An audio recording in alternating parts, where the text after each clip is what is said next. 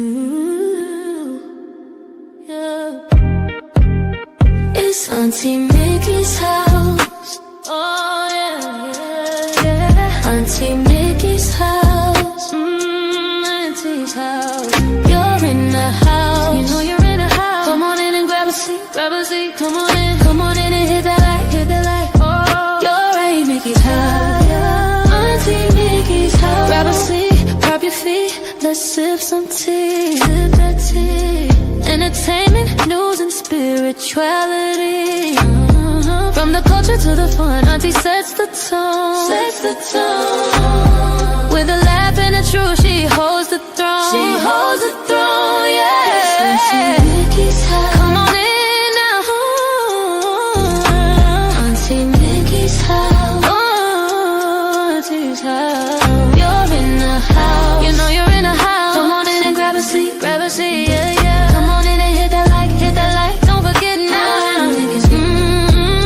Auntie Mickey's house. She can roast with a smile, drop wisdom too. Break down the headlines, bring it straight to you. Straight to you, baby. Community strong, conversation grown. Grown talk, baby. Auntie Mickey's house, make yourself at home, yeah. Come together, every voice is heard. Every voice, respect the vibe, let's share the word. Oh, yeah. From the jokes to the prayers, she keeps it real. Keeps it real. Auntie Mickey's house, that's the deal. That's the deal, baby. Auntie Mickey's house. Auntie's house. Oh yeah. Auntie Mickey's house. Auntie's house. On in the house. You know you're in the house. Come on in and grab a seat. Grab a seat. Come on in and hit the light. Hit the light, hit the light. You're at Auntie Mickey's. Yeah, yeah. Auntie Mickey's house. Auntie Mickey's. Auntie Mickey's house.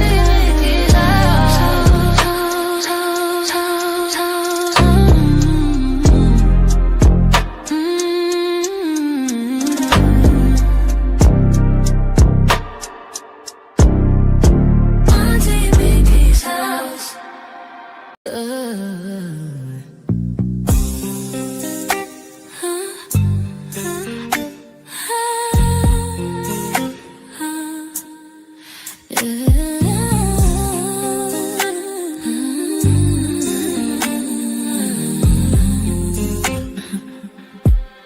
It's Auntie Mickey's house. Oh yeah, yeah, yeah. Auntie Mickey's house. Auntie's house. You're in her house. You know you're in her house. Come on in and grab a seat. Grab a seat. Come on in and hit that light. Hit that light. Oh, you're at Auntie Mickey's. Yeah, yeah, yeah, yeah, yeah. Auntie's house. Auntie's house. Auntie's house. Grab a seat, drop your feet, let's sip some tea. Sip that tea. Entertainment, news, and spirituality. From the culture to the fun, Auntie sets the tone. Sets the tone. With a laugh and a truth, she holds the throne. She holds the throne. Yeah. Auntie's house. Oh, Auntie's house. You know you're in a house. Come on in and grab a seat. Grab a seat, yeah. Come on in and hit that light. Hit that light. Don't forget. Auntie Mickey's. Auntie Mickey's house. Auntie Mickey's house. Oh yeah, yeah. She can roast with a smile. Drop wisdom too. Wisdom too. Break down the headlines. Bring it straight to you. Straight to you, baby. Community strong. Conversation grown. Don't talk, baby. Auntie Mickey's house. Make yourself at home, yeah. Come together, every voice is heard. Every voice. Respect the vibe, let's share the word, oh yeah. From the jokes to the prayers, she keeps it real. Keeps it real, keeps it real. That's the deal, that's the deal, baby. Yeah, yeah. Auntie Mickey's house. Auntie's house, oh yeah.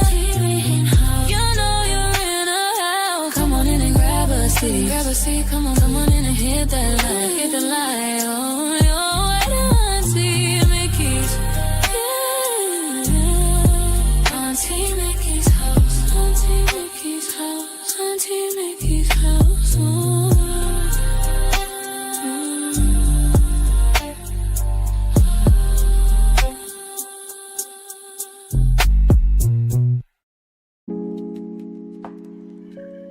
Happy Saturday, happy Saturday, happy Saturday. Welcome, welcome on this Saturday. Let me do that again. Glad to have you here.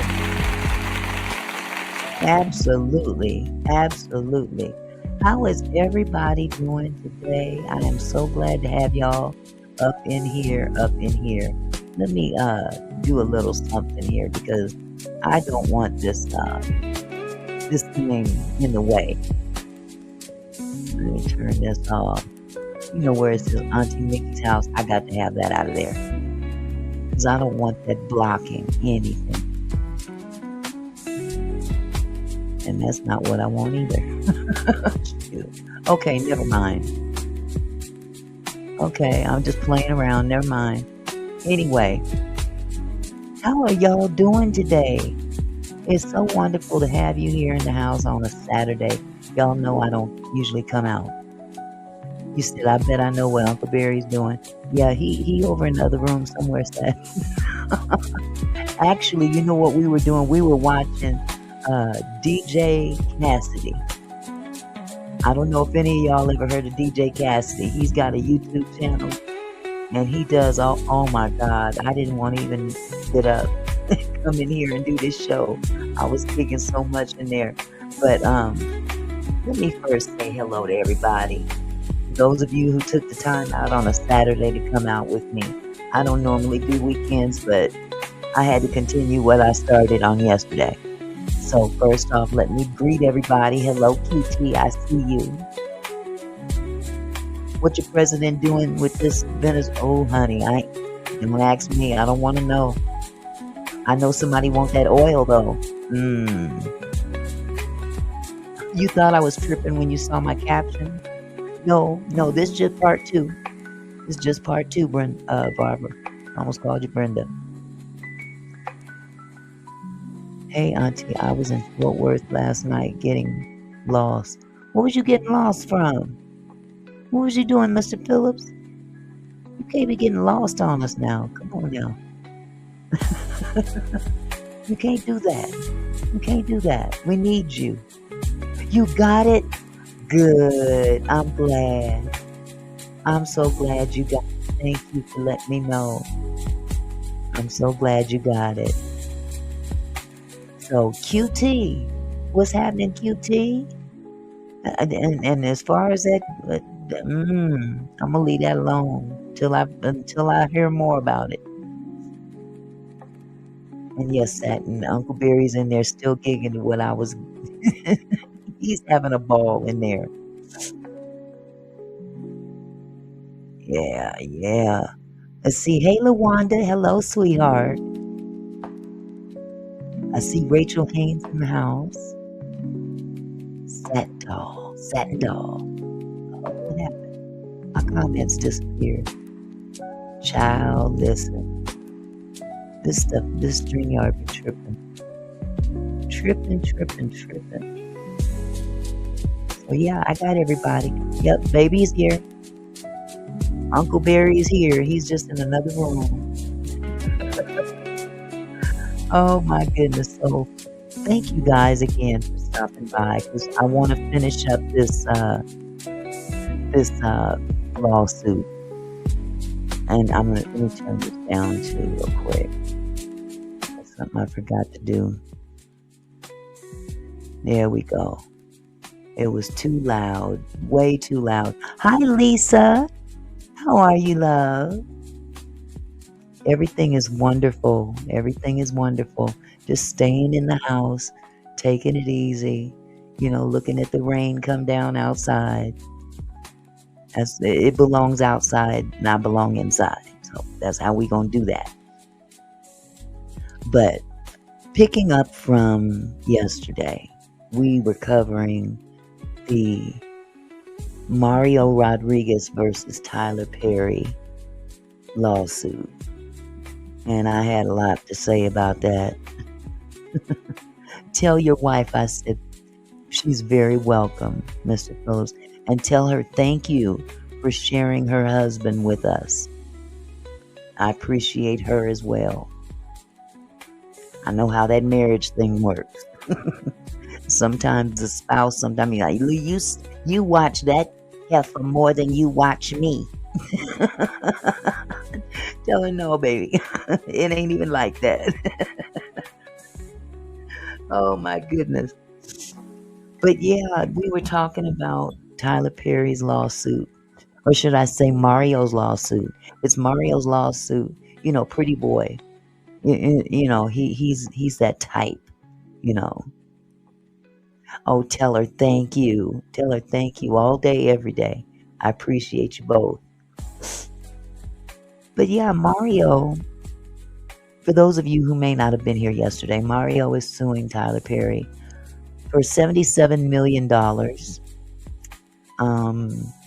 Yeah, I mean, it's a lot cheaper than the last dude who wants 260 million, 270. I keep hearing two different amounts. Either way, 10 million don't make much difference when you talk about 200 plus million. Okay. For somebody, hello, Millionaires Cove. For someone who gained quite a bit from saying no or alluding to, I don't know. You know what I'm saying. But anywho, I watched Tasha K's interview with Tyler Perry's ex-friend. And I'm sorry, I don't recall the gentleman's name. But he had quite a bit to say. And they had a lot to say with regard to Tyler Perry's, what side of the boat he floats on. That's the best way I can describe it here on YouTube, because they funny like that. So I can't just come right out and say what I want to say. You take it up the booty or you don't. Which way do you go? I don't know. It's your business. It's your business. Whatever you do, that's on you. That's between you and God. I ain't got nothing to do with that. And I'll keep the rest of my opinion to myself, how I feel about that. Although, let me be real, I will always abide by what the Bible says is right and wrong. And I don't care what YouTube, TikTok, Instagram, Mamagram, Daddygram, I don't care what nobody else says. Whatever thus saith the Lord is what I care about. Now, with that said, Tyler knows what Tyler is. And to be truthful about it, we all know. We've been knowing. Tyler, we already know. Tyler, you ain't fooling nobody. Tyler, we know that boy you got was to a surrogate. We know that you didn't lay down with that woman. We know. So quit playing the okie doke. If you gonna be something, be something. You ain't fooling nobody. Let that be clear. You're not fooling nobody. Exactly, Satin. We know either way it goes. You wear that costume of Medea very well. You mimic her way too good. That is the inner woman in you. Shoot, he play a better Medea than some real Medeas do. Let's be real. But I don't know if this is a case of money going to one's head or what. Pardon the pun. Oh, I'm sorry. But what he does behind closed doors, or what his preference is none of our business. But then we've got people out there that are capitalizing on the fact that he's hiding it. You know, he's got a type. And when that type saw that one was going to go to court and possibly get paid, he figured, well, he came after me too. Let me see what I can get out of this man. He's got billions of dollars. Let's share the wealth. Mr. Phillips trying to get that boy vagina. Oh my God, you're going to make me choke. Oh, but my goodness. I still have a hard time wrapping my head around this lawsuit thus far. Because there's some technicalities in here that I don't know if people even realize. But as we covered yesterday, hi Catherine, how are you? As we covered yesterday, and I think let me scroll up to that part. I don't want to lose my place. But it said something along the lines of he was no longer employed by Tyler after a certain point. But there's a lot of discussion going on after the fact. Let me see if I can find that. I know I was on page 13, so I know that part. Let me go. Okay, right here, line number 62. Let me highlight that. Oh, and you know what? Maybe I should share the screen. I done got all ahead of myself, y'all. Let me share this screen and show you what I'm talking about.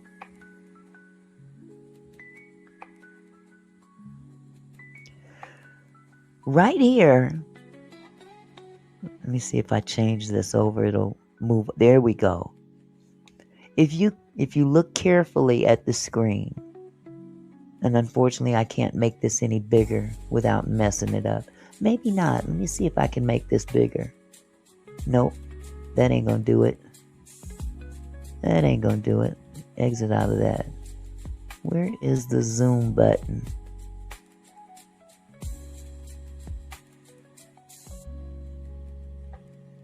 Let me see if I can make this larger. Nope, I'm not going to mess with it.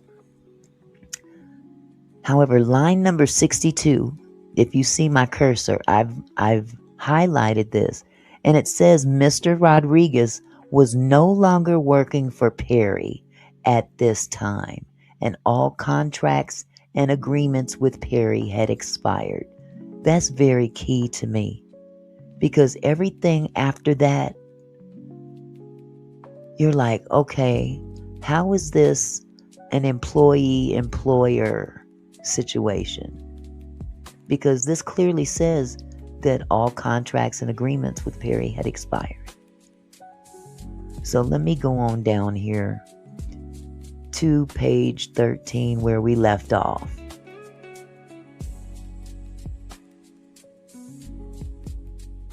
And yesterday we went over this text message. Let me go back up a little bit. Pretty much what had happened was he was over Tyler's house yet again. And I'll start up here. Before long, Mr. Perry sat up close to Mr. Rodriguez and asked Mr. Rodriguez if he liked to get blowjobs / oral sex. Mr. Perry also asked Mr. Rodriguez if he ever had given a BJ to a man. So this is a conversation that is taking place at Tyler Perry's house with this young man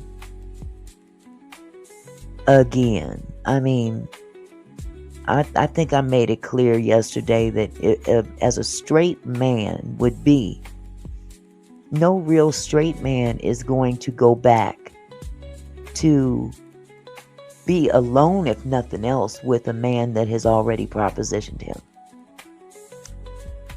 What that does is it gives me the air of leading someone on. You throw out the thing about the job. Because if a job is attached to all this that you're talking about, now what are you doing? You're giving this man an idea that, hey, it's a possibility.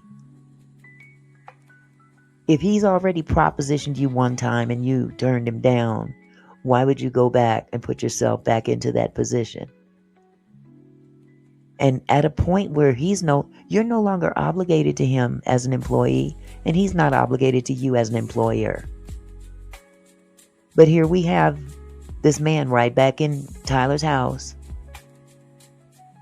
Mr. Perry also asked Mr. Rodriguez if he had ever done a BJ before to a man. Mr. Rodriguez has excused himself to the kitchen to get some water, hoping that Mr. Perry would get the hint to change the subject. How many times you need to give him a hint if you've already said no once? Or is this just words in a document? Because see, a lawsuit in words may say one thing, but I'm sure there's a lot of context left out of this. How you look into someone's eyes when they're talking to you, you can't reflect that in a lawsuit. How close you sit to someone, your mannerisms in their presence cannot be reflected in a lawsuit. These are just words. But, I mean, unfortunately, we don't have video to back up this scenario listed here. It says Mr. Rodriguez excused himself to the kitchen to get some water, hoping that Mr. Perry would get the hint to change the subject. Instead, Mr. Perry followed Mr. Rodriguez to the kitchen and poured him another drink of real 1942. Hi, Lady of Elegance Candles. How are you, sweetie? Then Mr. Perry tightly hugged Mr. Rodriguez and repeatedly told him to hold on, while Mr. Perry tried to unbuckle Mr. Rodriguez's pants. Shocked, Mr. Rodriguez tried to use his body to push Mr. Perry away, stating, "Whoa, what are you doing?"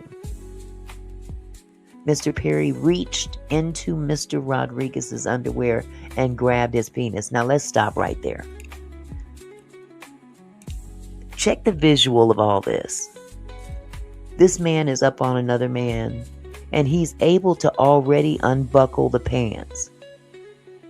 I mean, now, honestly, be honest. If someone has made a move on you to undo your pants, wouldn't you knock them away before they have that opportunity to even get that first button done or that first, you know what I'm saying? Were you in that much shock that you let him completely undo your pants? Because the pants had to be mighty undone for him to force his hand down in your drawers. I'm just looking at this as a realistic, a realistic scenario. Hoping that if this goes to a jury trial, which I doubt it will, if it does go to a jury trial, these are the things that the jury is going to ask themselves as well. They're going to put themselves in the place of Mr. Rodriguez, especially the men on that jury. Think about it. It's just like, ladies, when you see someone like Mr. Orangutan Man describe how he was able to back a woman up, or I won't even say he said, let's just say some of the allegations that we've heard about our president. We've heard allegations about our president that he forced his finger up in some woman's you-know-what, backing her up against the wall. I mean, what? Or even forced his anatomy into her. Huh? Without a fight? That part, Rachel. These are the details. Rachel says, first of all, how can he get in your pants if you pushed him away? That part. These are minor details that I don't know if people are going to read this document and pick up on it. But when I read a document, I put myself in the scenario. And no amount of shock is going to make me stand there and let someone put their hand down my pants. No scenario.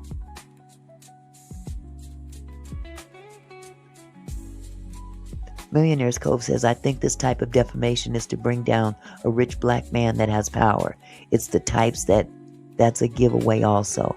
That may be true, Millionaire's Cove, but you know what? This is an individual who's trying to get a come up, in my opinion. Hello, 4748. Yes, you should subscribe. I'd appreciate it. But nevertheless, I'm glad you're here either way. Exactly, Satin. Satin says, if he can make it to the kitchen, he could have certainly made it to the front door and out. There's just too much going on in here that this could have been prevented. But when you are in it for the come up, let's look at it from that standpoint. When you're in it for the come up, let's look at the fact that Tyler Perry has something that Mario wants. Okay? Point number one. Tyler got the money. Tyler has the connections. Tyler has a TV studio or movie studio. He's flowing with money. He's got all kind of opportunities at the tip of his fingers. And that's a big turn on for anyone who is aspiring to be an actor. Now let's remember, Mario wasn't really thinking about acting until he was approached by Tyler. Was he aspiring to be an actor? I didn't read anything in this document that said he was. He'd never worked on a set before. He'd never acted before. So we don't know what his real aspirations were. When you tell me, I have aspirations to be an actor, well, you would at least have some auditions under your belt. Am I right? You'd maybe have a couple of commercials under your belt. Something to show that you have pursued this area of employment of some kind. But I think what has happened, and this is just my humble opinion, I think that this man has found an opportunity that he thought would never ever drop in his lap before. And this is a come up, not a job possibility, not a way to become famous. No, this was first and foremost, there's a billionaire having a conversation with me. That's blowing my mind. What can I get out of this man? That's part one of this. Part two is Tyler is looking at this thing, this scrumptious thing that he considers his type and wants a piece. So they both looking at each other in their minds in terms of what they can get out of that other person. It just so happens that one's broke and one is rich. So let's continue down here. Mr. Perry reached into Mr. Rodriguez's underwear and grabbed his penis. Mr. Perry was making sexual moaning noises and saying, stay here, while he pressed his body against Mr. Rodriguez and continued to grab his penis. I'm sorry. Mr. Rodriguez again tried to push Mr. Perry away, who responded, just relax, just let it happen. These are words that were said in a previous lawsuit by another individual. But there's some time going on here. First of all, this guy was able to physically get his hand down your pants.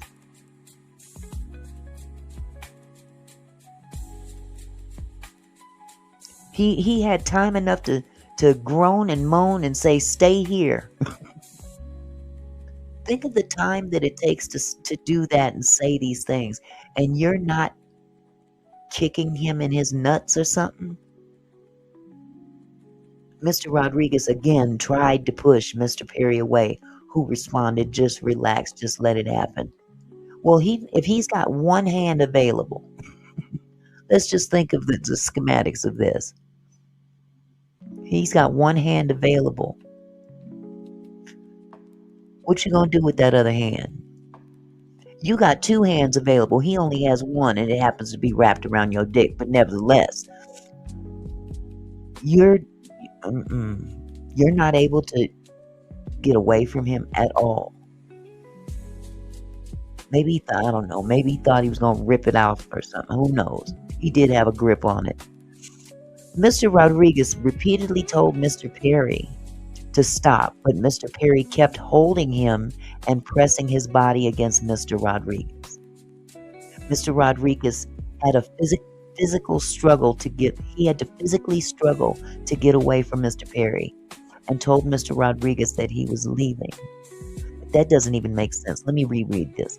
Mr. Rodriguez repeatedly told Mr. Perry to stop, but Mr. Perry kept holding him and pressing his body against Mr. Rodriguez.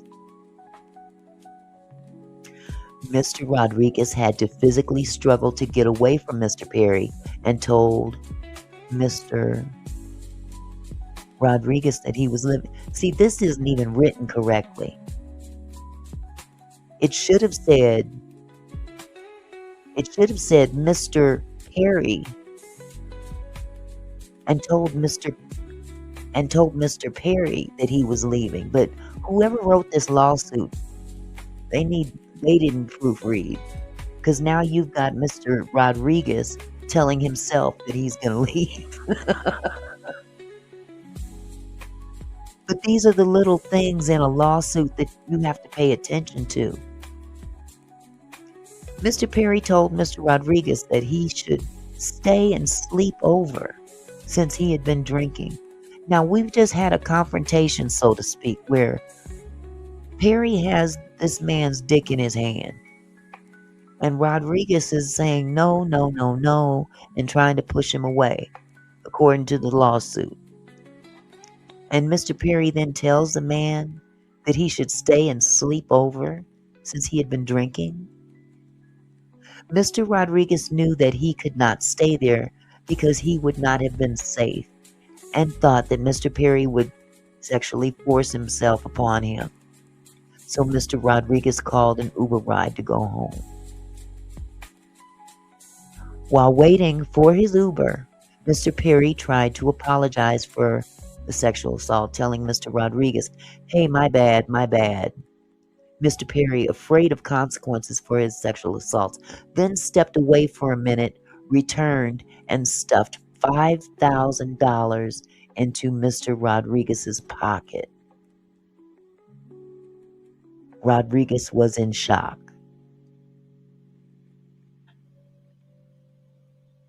Thank you, Red Clay. And y'all, please hit the like button since you're here. I keep forgetting to say that, but please hit the like button. And if you haven't already subscribed, please subscribe to the channel. I'd appreciate it.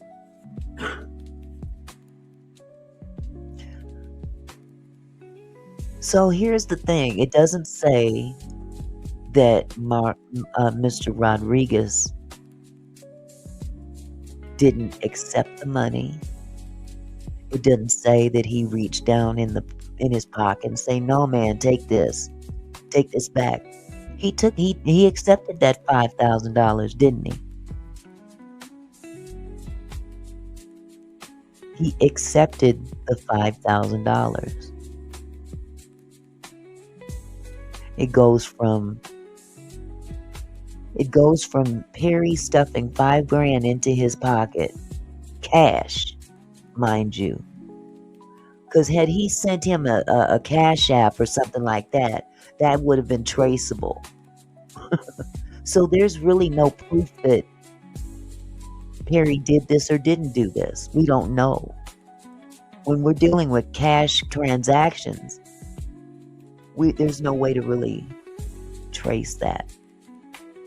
But he says that Perry stuffed $5,000 into his pocket, and he was shocked. The next morning, Mr. Perry was eager to feel out Mr. Rodriguez and what the consequences might be for Perry's sexual assault. Mr. Perry called Mr. Rodriguez, told him he was in the area, and that he would drive Mr. Rodriguez to pick up his car, which was left at his home the prior night. Okay, again. Common sense. And again, if someone has assaulted me, let's just please use common sense. I know that in a court of law, the facts are the facts, allegations are allegations, and proof is proof. But a judge is going to have to read over this too. And a judge might ask the same questions I'm asking. If this man assaulted you the night before and then gave you $5,000, you didn't turn it away. Why would you then accept a ride from him back to his home for you to get your car? That's a question. That would be the first question I would ask. If this joker assaulted me in the manner in which he's describing in this document, why would you then get into a vehicle with him to go back to his house to get your car? Catch a Uber there the same way you got there, that you left there. Put in one in the chat if that makes any sense. And again, I'm not trying to victim shame or anything like that. But first of all, you have to convince me right here that you were a victim in order for me to shame the victim.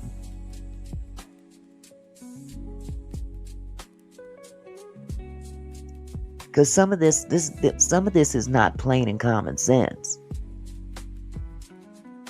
A real man who is straight he's not gonna put himself in this position over and over and over again unless he stands to financially gain something. And if you really want to break it down, it's borderline prostitution.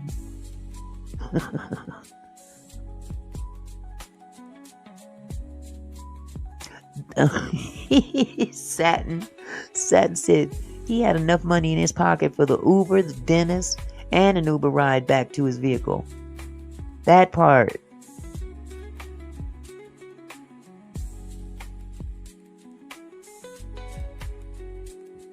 That part right there. Thank you, Carmela. This is the point that I'm trying to make. It sounds very much like a willing participant, but when you don't get what you want, then it becomes, I'm a victim. You see what I'm saying? Then it becomes, I'm a victim. Let's go on further.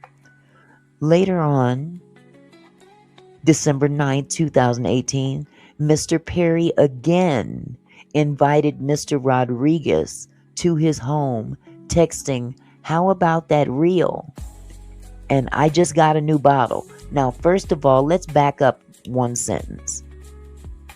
This sentence here says the next morning Mr. Perry called him, trying to see what's up, and offered him a ride to his car. And nothing more was said after that. It doesn't say if he accepted the ride.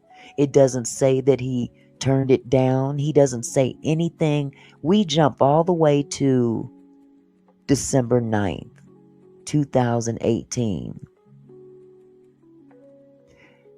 Later on, December 9th, 2018, Mr. Perry again invited Mr. Rodriguez to his home, texting, "How about that reel? And I just got a new bottle."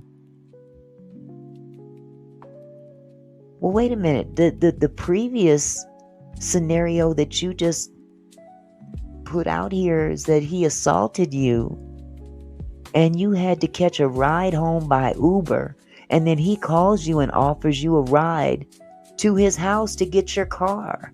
And it doesn't say in this lawsuit if he accepted that offer. What you want to bet he did?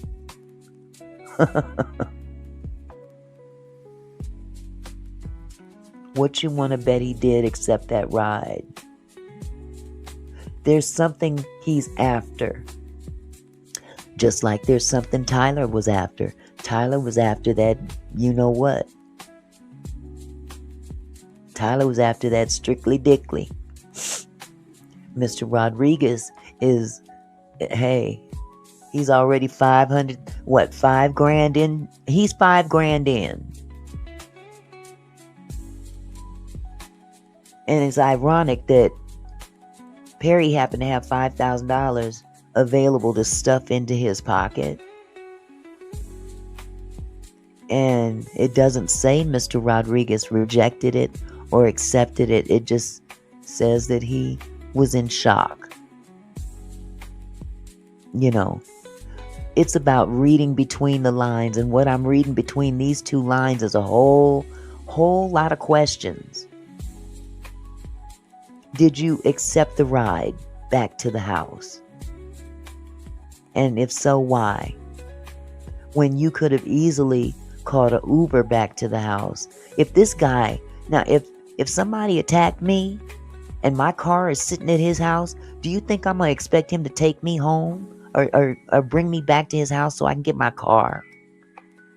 I'm going to try to stay as far away from this dude as possible, job or no job.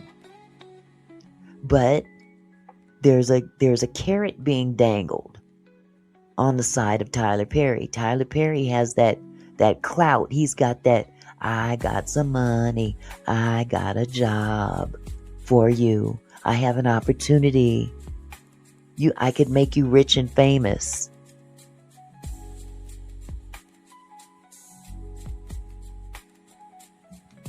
I'm just saying. So he later on, let me see, when did this happen? Let me go back. I want to know what date this happened.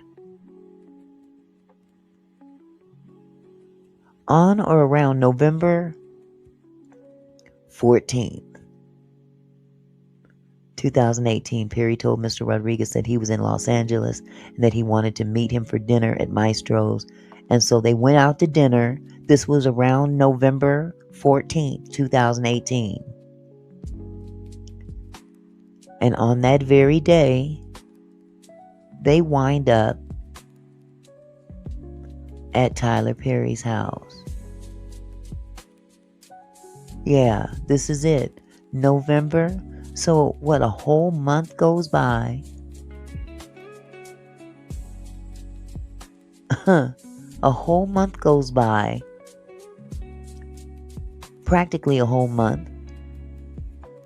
Later on December 9th, 2018, Mr. Perry again invited Mr. Rodriguez to his home, texting about that reel, and I just got a new bottle.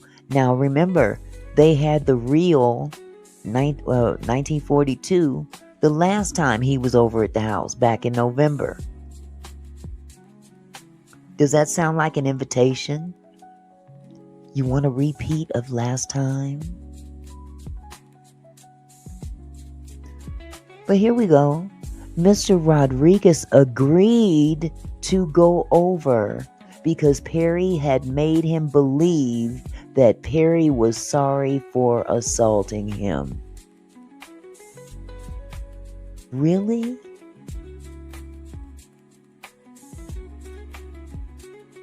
The $5,000 and reaching out back to him about the situation and making light of it was a sign of Perry's understanding of his guilt and of the mistake Perry made. Bullshit. I'm calling cap on that. Here's another scenario. Let's just say, for the sake of argument. See, now this guy is giving Perry's intent, so to speak. He was reaching back. He felt that he was sorry for what he had done. Or let's play the other role.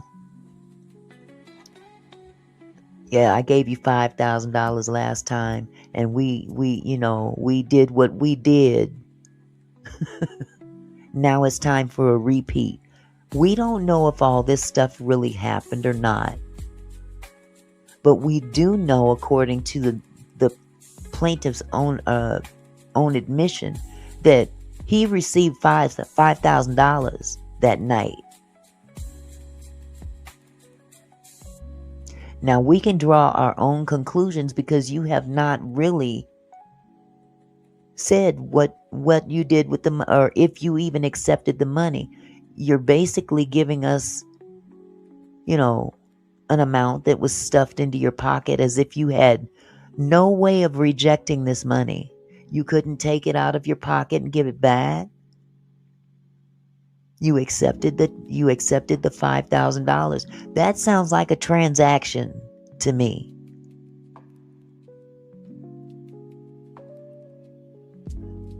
Okay. Now that's a good way of looking at it, Satin. And Tyler knew that, so Tyler started laying down crumbs because he already knew what was coming. So he turned them crumbs into cookies, and Stupid started eating the cookies. I mean, honestly, this sounds so transactional right here. It sounds transactional.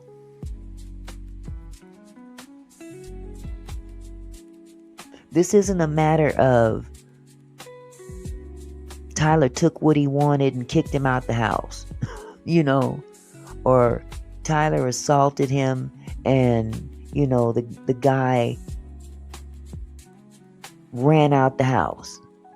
He stuck around. He stuck around long enough to get $5,000. Hey, nephew, how are you, sweetheart? It just sounds very transactional to me. Here, let me pay you for letting me grab your dick, even though you didn't want me to. And I mean, the fact that he grabbed it down his pants is like, you sure didn't put up much of a fight. How many men do you know, straight men, that would allow someone up on them have the ability to unbuckle their pants and shove their hand down their pants? And you stand there in shock. He's there doing all these moans and stuff. You're standing there. At some point in time, he's able to moan, groan, and say what he said. It's crazy. It's just the two of them there. Nobody else is around. Now let me paint a picture. I'm a straight man. And this man has what I want, and he wants me. So I'll give him a little dab of do you. No, he ain't gonna get me up the booty, but let me tell you, hey, what's done behind closed doors, you never know. That's just between the two of them. And here's $5,000 to boot.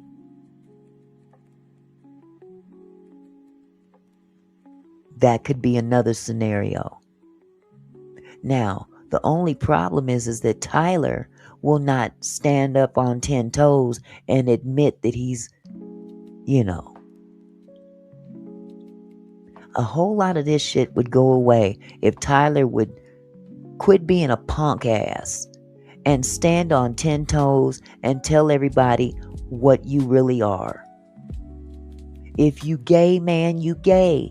Ride with that. Ride with what you are. That's between you and your Lord. You are not going to lose anything out of standing on 10 toes. We already know what you are, man. But we still go and watch your plays, your Medea movies. We watch all that stuff in T-How. We still watch it. You still making money. So what are you hiding it for? Oh my God, that part. You know what? Him and TD. I've had my thoughts about TD Jakes too, but that's for another story. Two booty grabbers. The hell. But the fact still remains is that this man is on top of the world and you're still hiding your preference.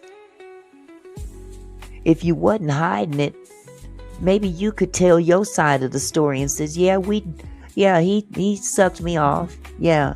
And I paid him for it. I know it's against the law, but hey, you know, tit for tat.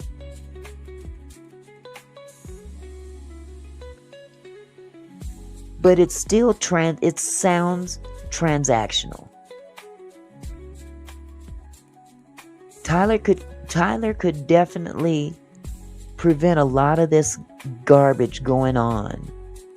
Number one, if he was a little bit more careful, of what he's doing, and learn how to treat your employees, man. Because karma's a bitch. Karma is definitely a bitch. And from what I understand, he don't like to pay people. So let's go all the way down here. We left off on page 13 yesterday. So it says, the next morning, Mr. Perry was eager to feel out Mr. Rodriguez and what the consequences might be for Perry's assault. Now, this is according to Mr. Rodriguez. This is his interpretation of that morning. The next morning, Mr. Perry was eager to feel out Mr. Rodriguez and what the consequences might be for Perry's assault. Mr. Perry called Mr. Rodriguez, told him he was in the area and that he would drive Mr. Rodriguez to pick up his car, which was left at his home the prior night. And I'm calling, something ain't right about that one. If you did take off to go get to leave, would you go back in the car of the person that violated you? Yeah, he's thinking for Mr. Perry. Yeah. It says later on December 9th, 2018, Mr. Perry again invited Mr. Rodriguez to his home, texting, "How about that reel? And I just got a new bottle." Now, you're referring to a previous situation that happened just last month, that according to Mr. Rodriguez was terrifying. I mean, you let him tell it. You shoved your big burly hands down his drawers and started squeezing and whatnot, and so why would Mr. Perry invite him back over if it was so traumatic? If it was a traumatic situation? Ask yourself that question.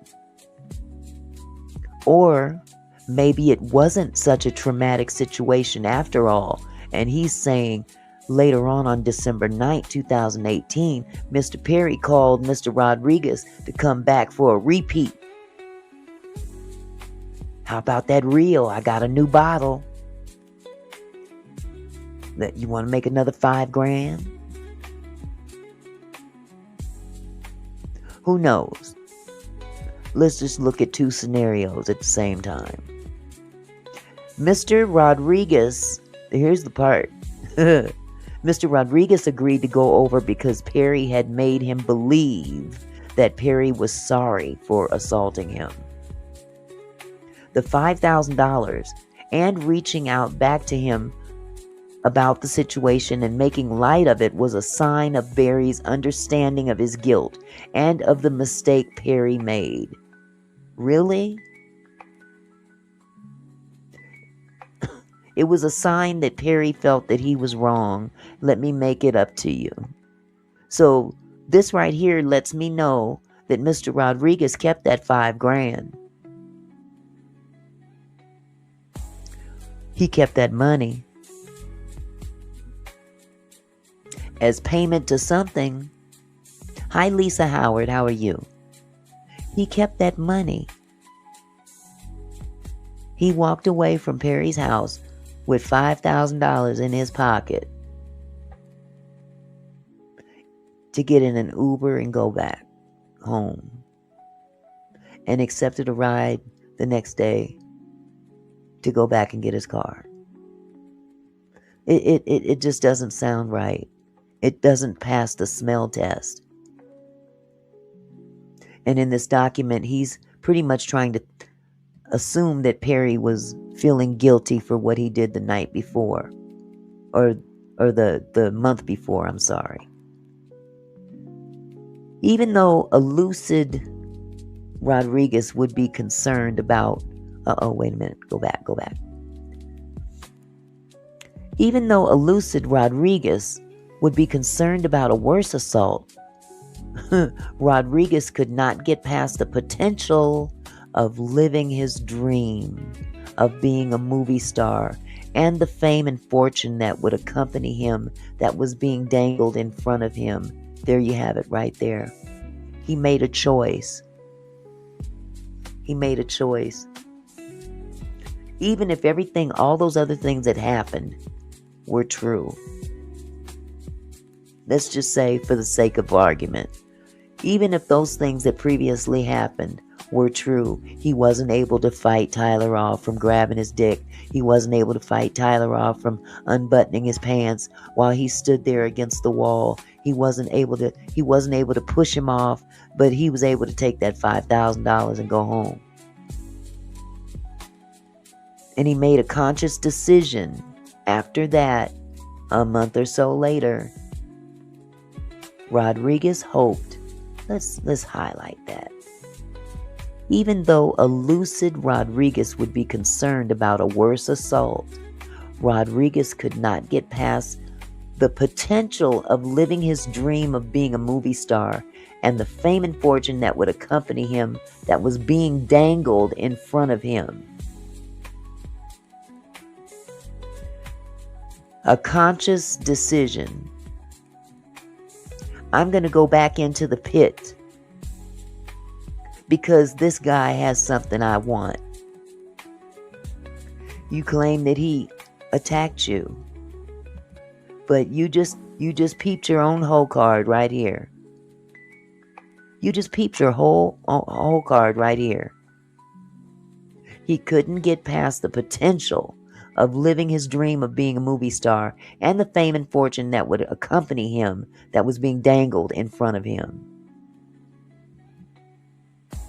So Rodriguez hoped that Mr. Perry would stop sexually assaulting him after Mr. Perry apologized that last time. Rodriguez hoped that Mr. Perry would stop actually assaulting him after Mr. Perry apologized that last time. Tragically, Mr. Perry mistook Mr. Rodriguez's visit as an invitation to assault him again. Really? Or maybe, tragically, Mr. Perry mistook Mr. Rodriguez's visit as an invitation to do it again.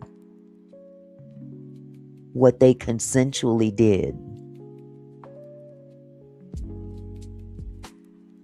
Because right here it says, once Mr. Rodriguez arrived, here we have it. He went back. See, right here he's trying to explain why he went back. He's trying to justify why he went back. But right here it says, once Mr. Rodriguez arrived, Mr. Perry wanted to feel out how Mr. Rodriguez felt about his November 14th sexual assault, saying, "That was a crazy night, right?" See, this little stuff right in here in between what Mr. Perry wanted to do and feel out and all this stuff, let's just omit that. Mr. Perry wanted to feel out how Mr. Rodriguez felt about his November assault, saying that was a crazy night.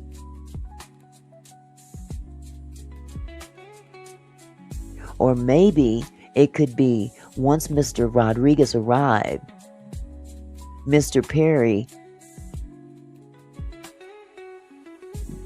referring back to the wild time they had together, says, "That was a crazy night, right?"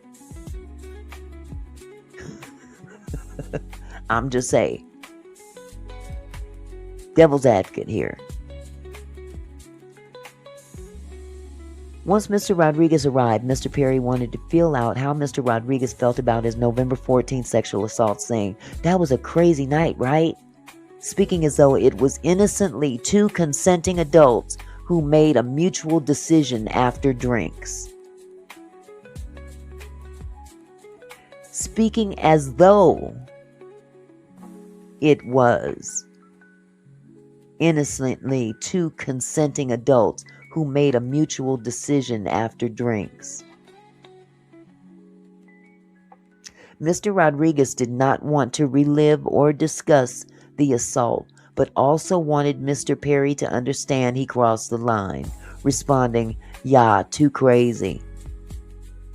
Mr. Perry only laughed in response. Now let me call cap on that shit. Come on.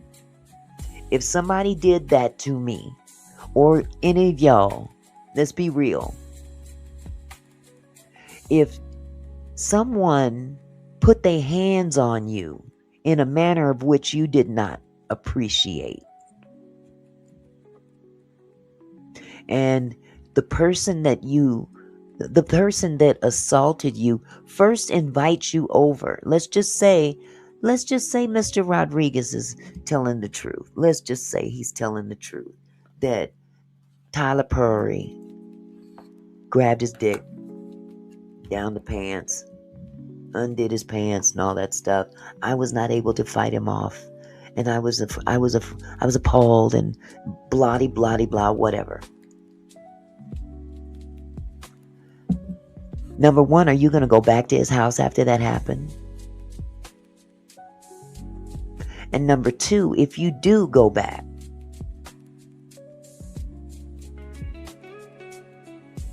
Mr. Rodriguez did not want to relive or discuss the assault, but also wanted Mr. Perry to understand he crossed the line by responding, "Yeah, too crazy." Is that how you gonna respond to someone that assaulted you? Why go back? If you wanted him to understand he crossed the line, what better way to tell him that he crossed the line than to refuse the invitation? Why would you go back?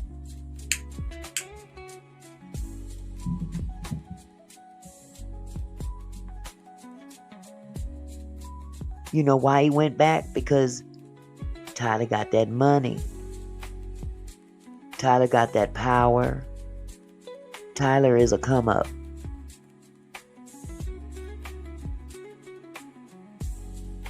Throughout the night,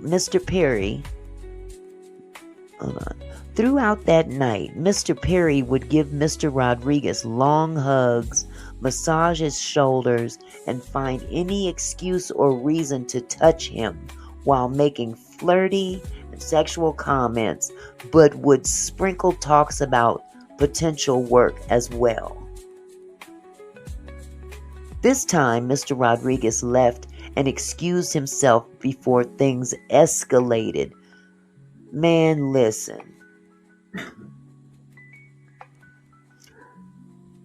You knew what was coming your way when you accepted the invitation. Something tells me, and I'm sorry, this is just my own opinion, you went back for some more money, for another $5,000. So you can tell, you can put all kind of storyline in the beginning, but the fact still remains. You went to that man's house. Something happened and you left with $5,000.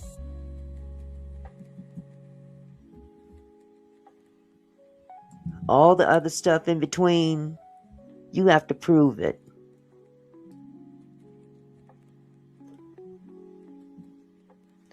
Satin said he probably would have gained more if he just totally ignored Tyler.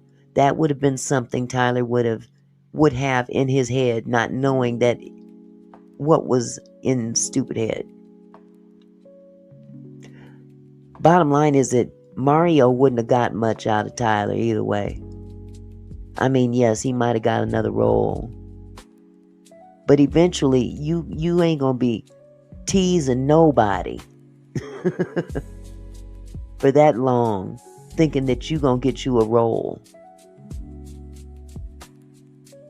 unless you just don't want people to know you gave it up, like Derek.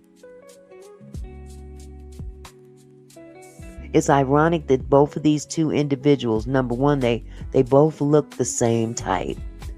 Number two, they claim not to be homosexual. But you putting yourself in the presence of one who is behaving very, very, very contrary to the way you roll. And you are in close proximity with this individual alone.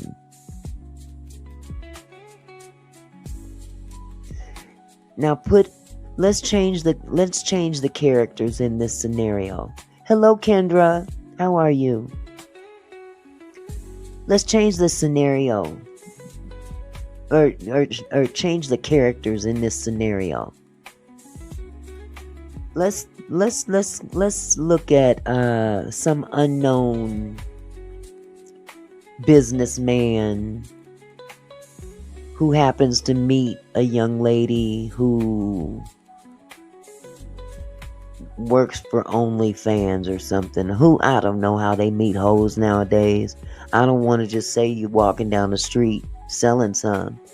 Let's add some class to it. Nevertheless, let's just say this businessman has this woman over, and yeah, he's very much attracted to her, and she's attracted to what is in his wallet. Now, one of two things is going to happen. Number one, woman, why would you go to a complete stranger's house unless you are turning tricks? You know,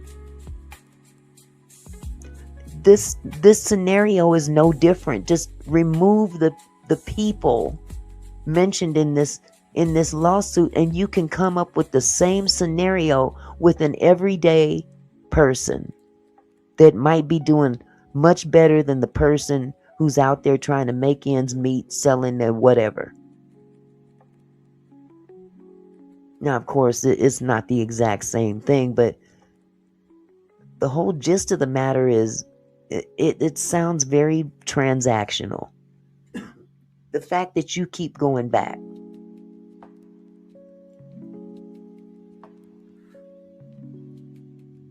And you must be awfully stupid if you think that a role being discussed is legitimate, and not figure out that that's a way that he gets you to come over. You dumb as hell. But a real man is not going to continue to put himself in this situation with a known person that is trying to get in his drawers. Since Rodriguez was fearful that Mr. Perry would continue to escalate again and saw that Perry was not all remorseful, Mr. Rodriguez could not continue to secretly carry the shame of Mr. Perry's assaults. Around this time, Mr. Rodriguez began to disclose Mr. Perry's assaults to close friends. Now, let's hope and pray. He's got some text messages, some emails, or even sworn testimony of close friends that can vouch for that statement right there. Let's hope for his sake, he has that kind of evidence. Because if he doesn't, look, man, my word against yours. We were two consenting adults, and he wants a role, and I wanted some dick, and he got the money, and I was cool. Hello, channel hopping. Hello, Chandra. Hello, Kendra. It's just, let me keep going. At the end of 2018 or early 2019, Mr. Perry again invited Mr. Rodriguez to his home in California to discuss some potential roles. See, this guy, this man wants us to believe that this man, this billionaire keeps assaulting you or whatnot, and you continually keep going back to his house to discuss potential roles. One of two things is going to be the case. This is the only way I can see justification for you to continue to go back over that man's house. You giving him something. You giving him something for him to invite you back to his house. Number two, whatever is going on at his house ain't too bad if you keep going back.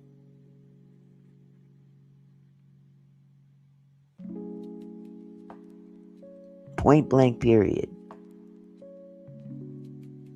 Since time had passed, and this was Rodriguez's only way to break into the industry, after years of not finding other roles, he agreed. Yep.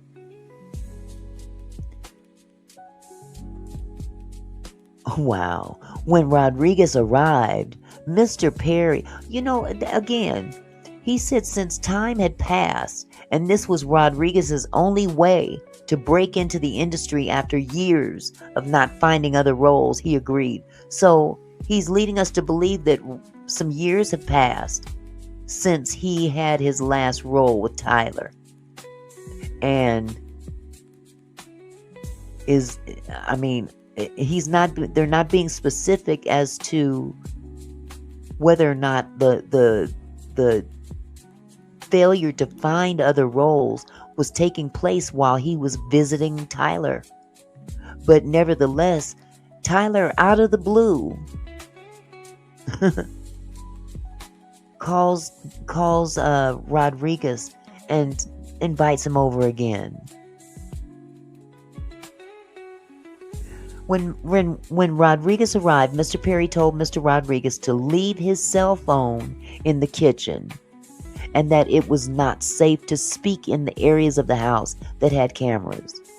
Mr. Perry sat next to Mr. Rodriguez in the living room, turned on a football game, and began to pour alcoholic drinks. Mr. Perry would fill Mr. Rodriguez's drinks to the brim and tell him that he wanted to see Mr. Rodriguez drink all of it. Mr. Rodriguez knew that he had to stay aware while drinking with Mr. Perry, and he would drink one and pour out one. Mr. Perry asked, "How are you still standing?" Things were going well, and Mr. Rodriguez dropped his guard. He felt that maybe now he can get a new role without having to succumb to Perry's sexual assaults. Really.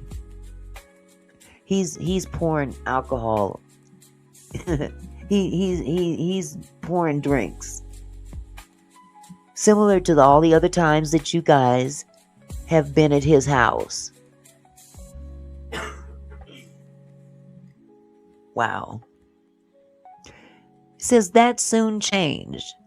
As the game ended, Mr. Perry grabbed Mr. Rodriguez's hand and placed it on Mr. Perry's penis and told him that if you were to just be with me, I would take care of you and you wouldn't have to ever worry about anything.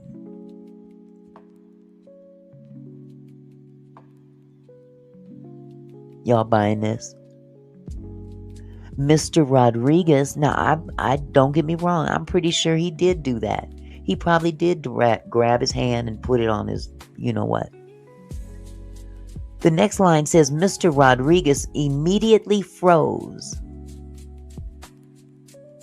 So if he froze, does that mean he kept his hand there?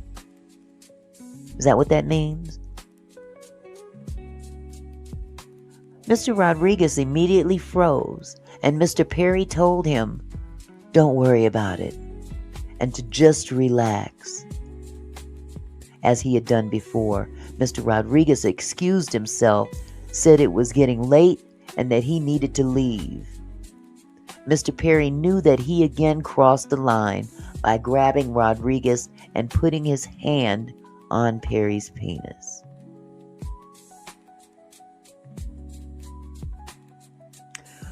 Perry once again apologized and stuffed another $5,000 in cash in Mr. Rodriguez's pocket and sent him away.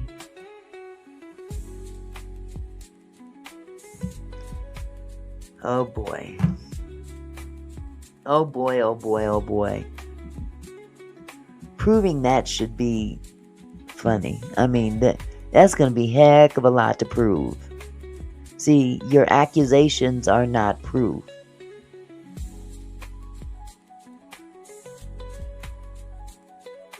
You have to be able to prove that he did these things. And you have to also prove that you reacted the way you claim you did. Because even the reaction is not common sense. Unless you actually was down for it. Let's keep going.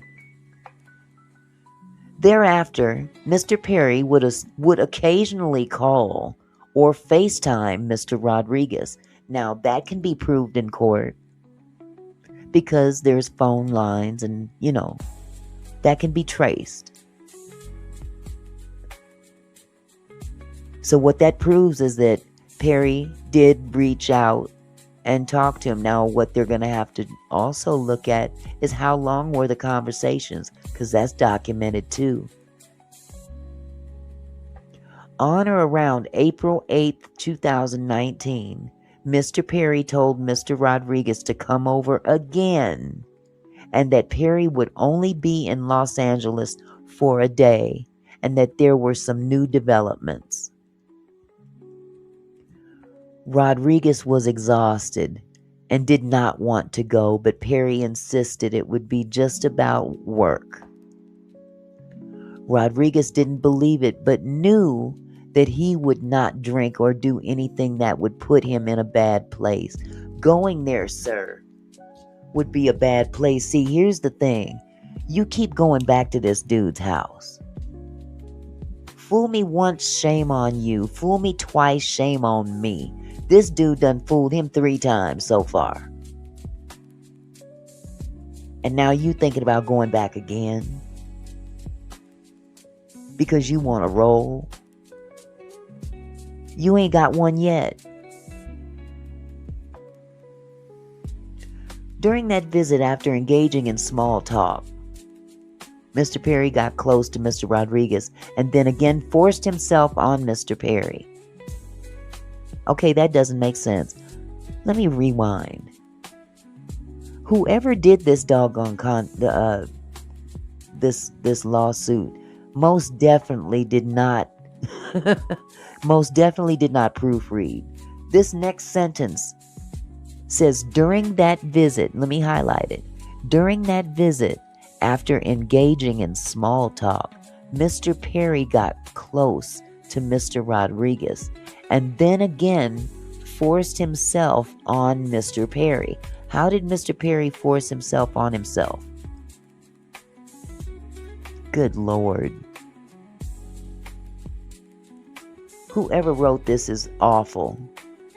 Mr. Perry wrapped his arms around Mr. Rodriguez, grabbed Mr. Rodriguez's butt, and grabbed his penis.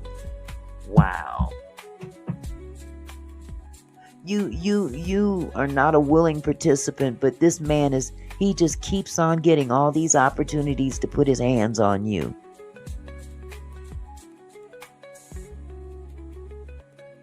You don't roll like this, but you keep giving him the opportunity to put his hands on you.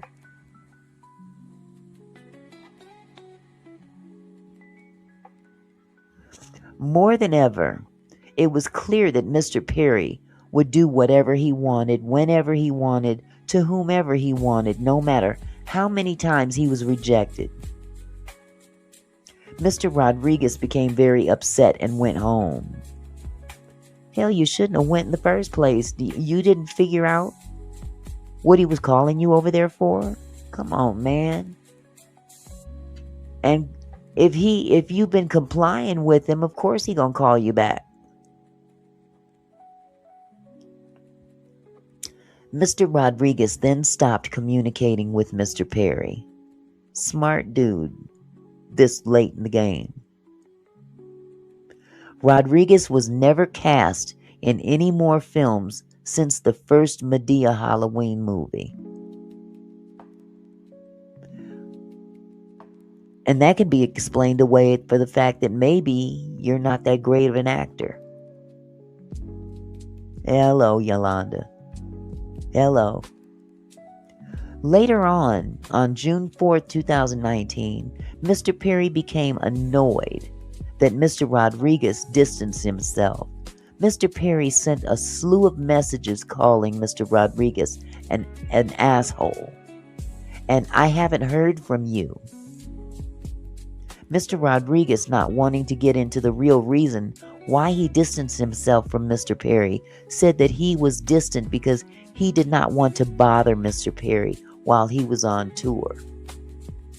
Mr. Perry responded, a text saying, "I know you're busy, just saying hi," is what all my friends do, and told Mr. Rodriguez to fuck off. After Mr. Rodriguez did not respond to his liking, Mr. Perry asked, "Nothing to say? That's it?"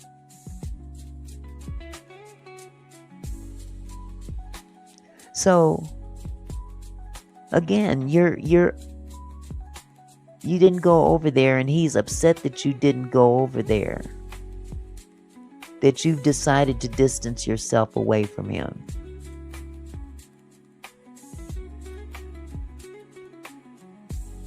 Huh. That's interesting. Sorry about that. That's interesting. Here's the text messages. Over here in the black is Tyler. And in the blue is Mr. Rodriguez. You okay? You okay? You okay? I'm great, nigga. You okay? Asshole. Now, I don't know if that's all one text or several.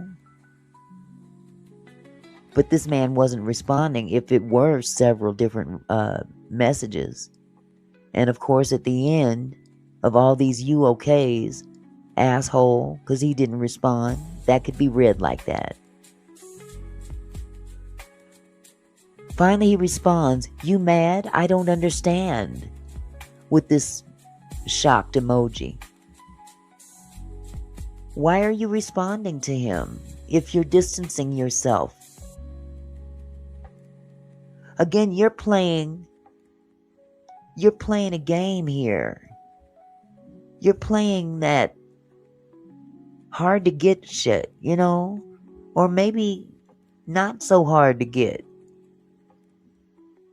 You got 10 grand out the deal already. I haven't heard from you. I'm mad. Why? Why? You never text unless something is going wrong. Huh. Hello, Carmela.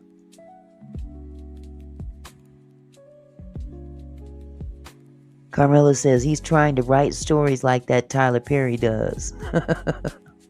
Satin says he was letting him know the cookie jar is empty. No more crumbs for you. But here's what's interesting to me when I looked at this. He called him an asshole, and that's what made this guy respond. You mad? I don't understand. And that emoji. If you don't want to be involved with this man in that manner, what do you care if he's mad or not, or don't? What is there to understand? This sounds like someone that's being led on, and you're not responding to them at their every whim, like you have been. So Tyler's response is, I haven't heard from you. I ain't mad. Why? You never text unless something is going on. So his response is, oh, okay, bro, I know you're busy, just didn't want to bother you. Tyler says saying hello ain't a bad thing. Rodriguez says, I know you're on tour. Tyler says, whatever, my tour is over. They sound like they sound like a couple having an argument. That's what it sounds like to me. You ain't called me lately. How come you ain't answering your phone? You ain't called me lately.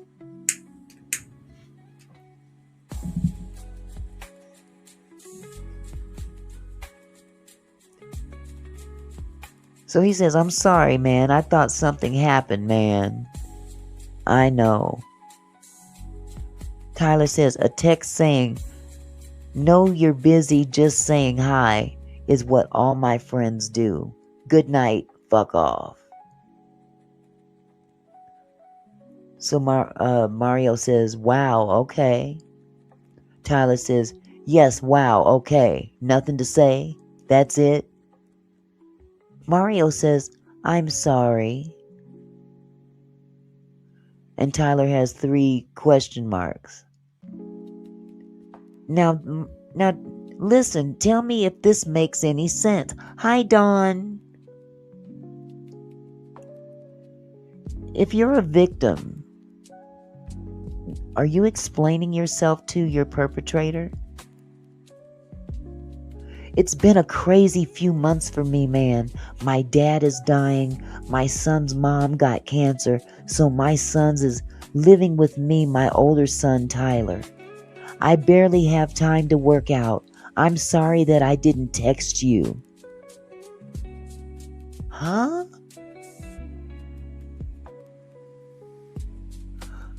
Huh?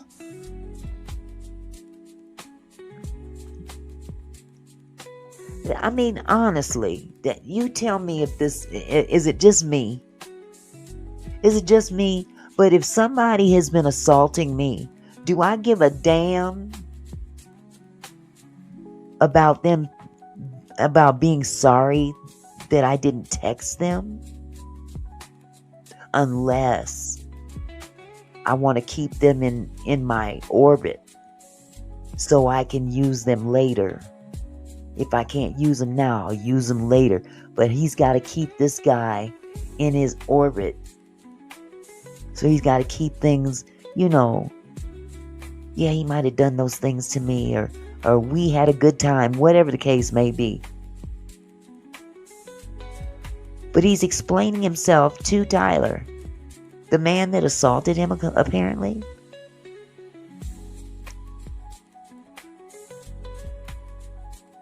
At this point, Mr. Rodriguez realized how upset Mr. Perry was and tried to apologize. Listen, if somebody assaulted me, I don't give two shits about them being upset. I got $10,000 out the deal. Let me cut my losses, which you ain't lost nothing. If we're going according to your story. You keep going back and you keep going back and you keep going back to the same person who you claim assaulted you. It makes no sense.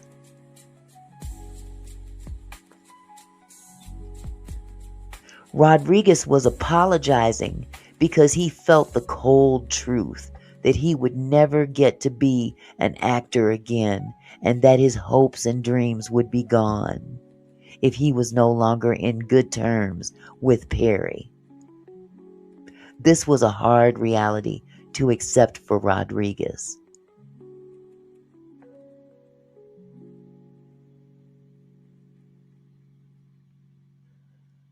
But here's the kicker. Mr. Perry insisted I deserve a text at least once a month. That doesn't sound like somebody that you haven't had any kind of relationship with.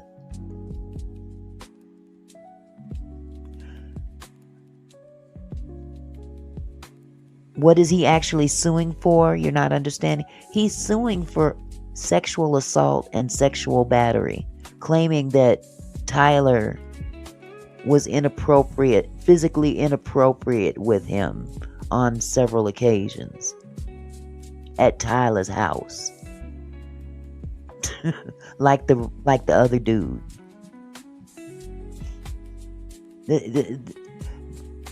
But are you guys reading between the lines here? This sounds like a relationship. Mr. Perry still insisted I deserve a text at least once a month. If you're not in a relationship with this dude, what do you care on if he's mad or not? Thank you.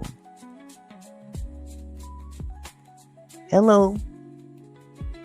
If they did anything, if they didn't, it just sounds real.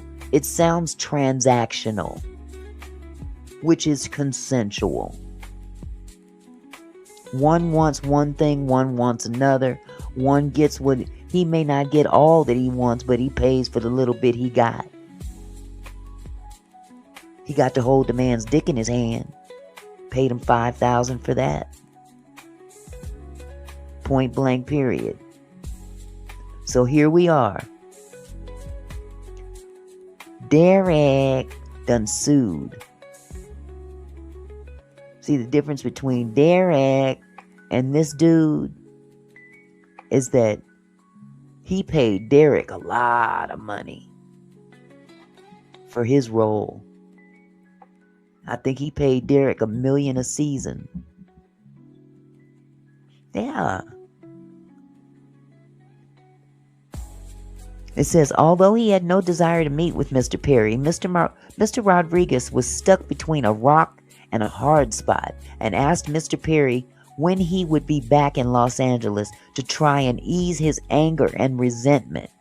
What do you give a damn if he's angry or resentful, unless you want to keep him on the line for a future come up? I got to keep this dude happy. Because I want a star. I want to be a star.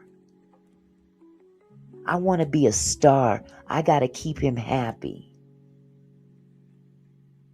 You're apologizing. All this apology and all this shit, all because you want something from Tyler Perry. Just like Tyler Perry wants something from you. Mr. Perry then immediately took this as an invitation to again begin harassing Mr. Rodriguez with comments and questions about his body.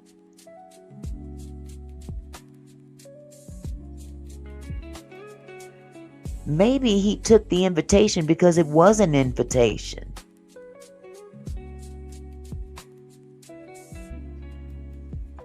Let's look at these text messages. I'm sorry if it's too small, but I'll read it to you. The blue is Mario, Mr. Rodriguez. The black is Tyler Perry. It's been a crazy few months for me, man. My dad is dying. My son's mom got cancer. So my son's living with me, my older son Tyler. I barely have time to work out. I'm sorry that I didn't text you. Bro, I have my hands full and I always still think about you, man. Huh? Even though I don't text, I think about you. Love you. It's okay. You didn't know. Wait 1 minute. Mr. Oh hell. Mr. I'm the victim is now saying, I still think about you. Even though I don't text, I think about you. Love you. It's okay. You didn't know. This is a relationship.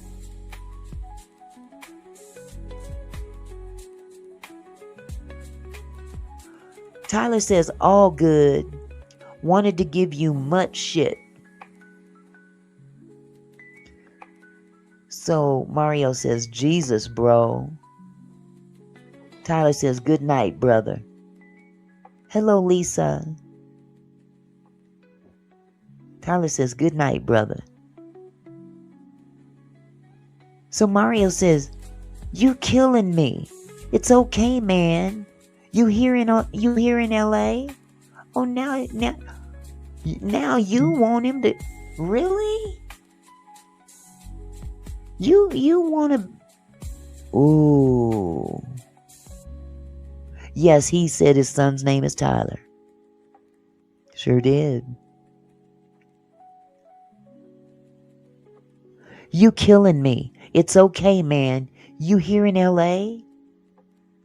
So now you trying to get him to come. I mean, this is the guy that assaulted you. And now you're saying, you killing me. It's okay, man. You here in LA? Like, I'll meet you. What you want me to do? What you want me to do? Down here at the bottom, you can hardly read it. It says, what Tyler says is, I deserve a text at lesser once a month. I was there yesterday. Wow, this is crazy. Let me go back up here. He said, Perry still insisted I deserve a text at least once a month. Although he had no desire to meet with Mr. Perry, Mr. Rodriguez was stuck between a rock and a hard spot and asked Mr. Perry when he would be back in Los Angeles to try and ease his anger and resentment. Why would you want to ease his anger and resentment if he assaulted you? Or do you want to keep him from being mad at you so you can continue to receive whatever you receive from him? Mr. Perry then immediately took this as an invitation to again begin harassing Mr. Rodriguez with comments and questions about his body.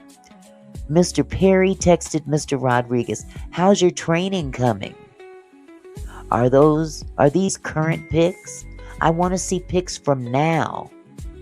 You was fat, referring to Mr. Rodriguez's butt. Where's the pictures? Where are the pictures? Where's the y'all see any pictures in this lawsuit? Does anybody see any pictures as testimony, as evidence? Or did he take those pictures out? Because it might hurt his case. Mr. Perry texted Mr. Rodriguez, how's your training coming? Are these current pics? I want to see pics from now. You was fat. What is he looking at?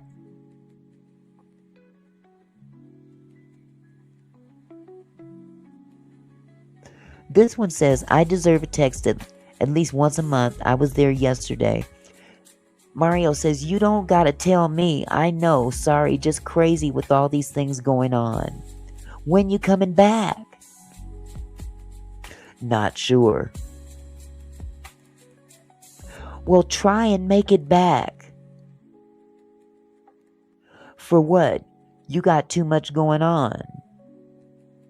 I enjoy seeing you. Why else, man? How's your training coming? Oh, maybe this is where the picture was. He took out the pictures. There's one there and there's one there. Ain't that a blip? Losing weight from stress, but beneficial, I guess. Tyler says, you dialing in? Mario says, I gotta make it, man. All the stuff. Wait a minute, what is this? The way they've got this is all jumbled up. You dialing in. I gotta make it, man. All the stuff happening to me pushed me like nothing else. Wish you could be here, brother. Miss you, man. This is coming from the victim? Then Tyler says, are these current pics? Referring to what we see here is not there. I took this a week ago. So he sent pictures of himself to Tyler. Does it sound like a relationship to you? If I was on a jury, the first thing I would think after seeing all this, y'all was in a relationship. Last time I saw you, you wasn't like that, and lighting can be deceiving.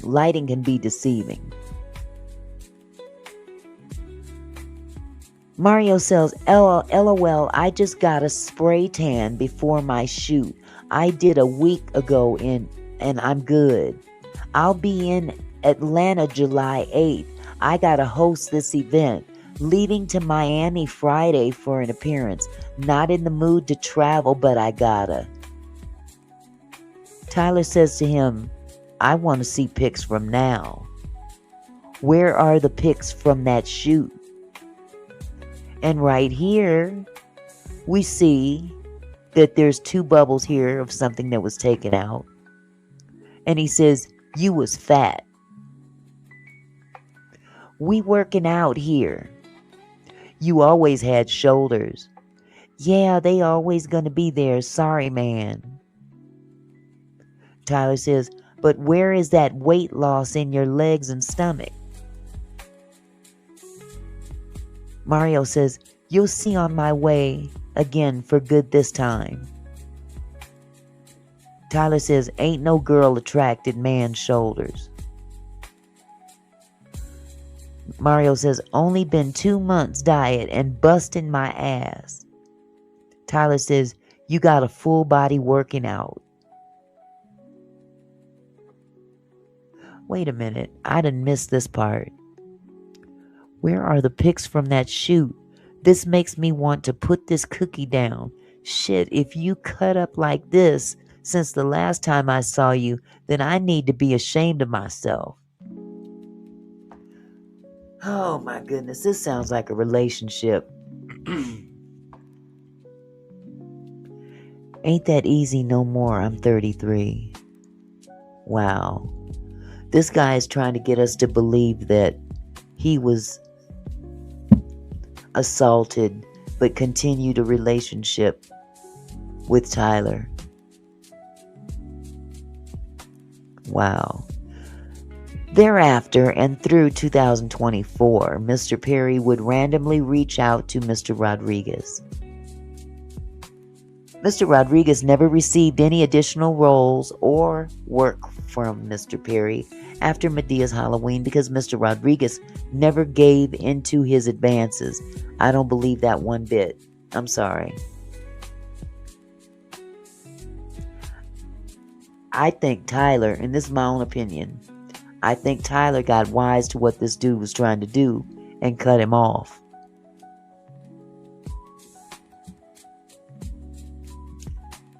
In 2025, Derek Dixon filed his own sexual harassment and sexual assault lawsuit against Mr. Perry, with allegations strikingly similar to those of Mr. Rodriguez. That's interesting, you know. That's very interesting that he brings up Mr. Derek Dixon in his lawsuit. Who filed whose lawsuit first? Derek Dixon did, right? But he says, with allegations strikingly similar to those of Mr. Rodriguez. Well, let's just put it like this. If you saw Derek Dixon's lawsuit first, before you filed your lawsuit, who's to say you're not pulling some of the things that Derek said in his lawsuit and putting it in your lawsuit? Being as though Derek clearly filed his first. You're mentioning his lawsuit in your lawsuit.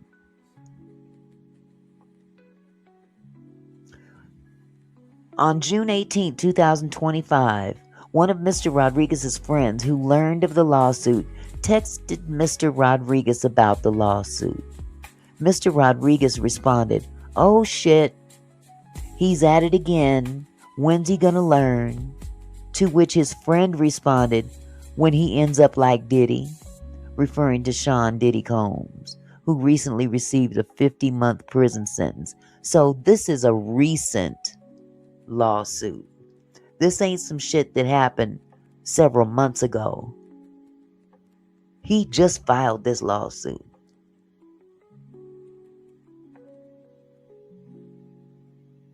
He's even and check out these texts. He's got a text message too. It says, on June 18, 2025, one of Mr. Rodriguez's friends who learned of the lawsuit texted Mr. Rodriguez. So his friend sent him this text.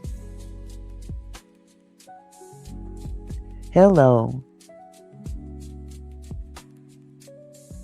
Mr. Rodriguez realized that Mr. Perry was continuing to use his power and influence to sexually assault hopeful actors and, with the voice of others, decided that it was time to tell his story, to obtain justice, and to finally stop Mr. Perry. Bullshit. No, I'm not buying this. He trying to get a come up because the first dude is trying to get a come up. When Mr. Perry became aware that Rodriguez was going to file this action, Perry once again reached out to Rodriguez by text, telling Rodriguez that Perry did so much to help Rodriguez and was that Perry was feeling betrayed by Rodriguez. So basically he's saying that Tyler called him once he found out about this lawsuit saying, "Man, I helped you so much. Why you do me like this?"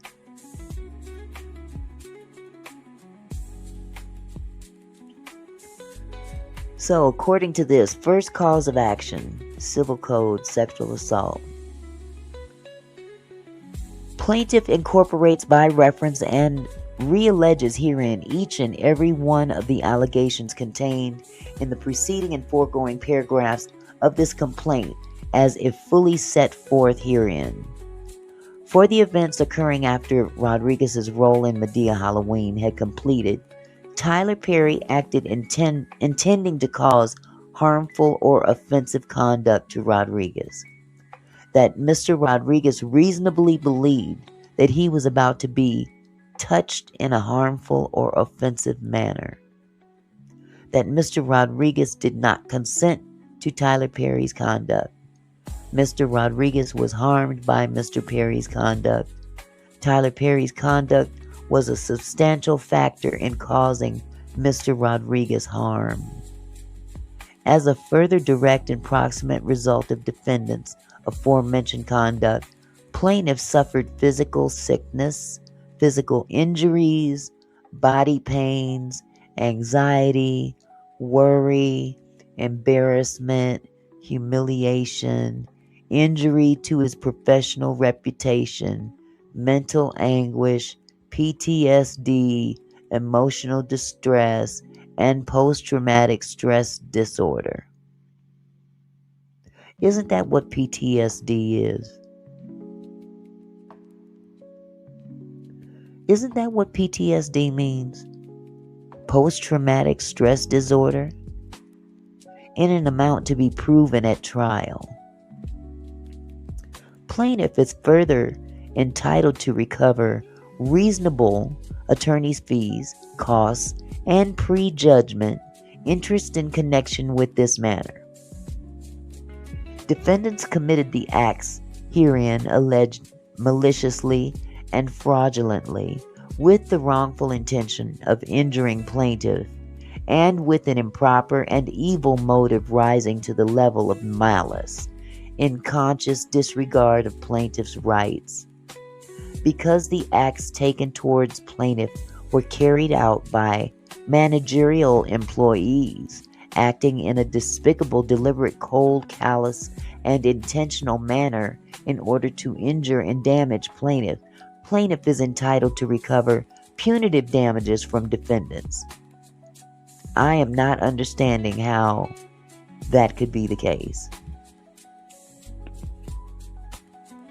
I'm going to definitely have to look at this deeper than that, because how does other employees play into this? It says defendants committed the acts herein allegedly, maliciously, and fraudulently with the wrongful intention of injuring plaintiff, blah, blah, blah. Because the acts taken towards plaintiff were carried out by managerial employees. Has he mentioned anything about other people in this lawsuit? Because now he's trying to act like he was employed. Okay. That part, Millionaire's Cove. I'm just not feeling this.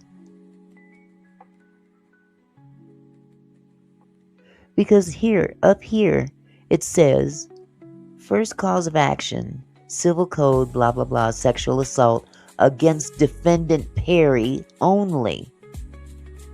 So, how are you incorporating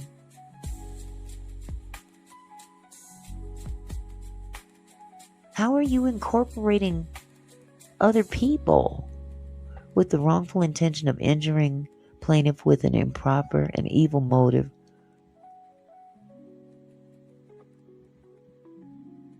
It says, because the acts taken towards plaintiff were carried out by managerial employees acting in despicable, deliberate, cold, callous, and intentional manner in order to injure and damage plaintiff, plaintiff is entitled to recover punitive damages from defendants, plural. How is that? Okay, channel hopping, you have a good evening, love. This is a bunch of crap. This is supposed to be toward him only. That one section, but they've got other people tangled up in it too. Whoever's handling this is awful. They haven't read anything. They haven't read anything proper. They haven't proofread none of this.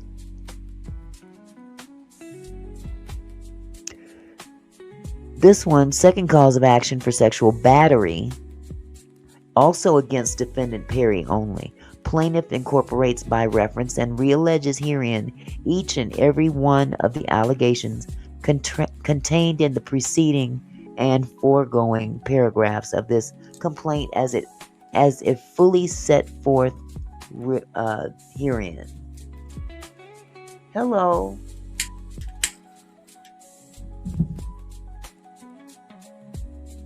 It says, for the events occurring after Rodriguez's role in Medea Halloween had completed, defendant Tyler Perry intended to cause harmful or offensive contact with Mr. Rodriguez's buttocks, penis and with Perry's penis and other sexual areas on multiple occasions, and a sexually offensive contact with Mr. Rodriguez resulted. And of course, what this says right here is very important. For the events occurring after,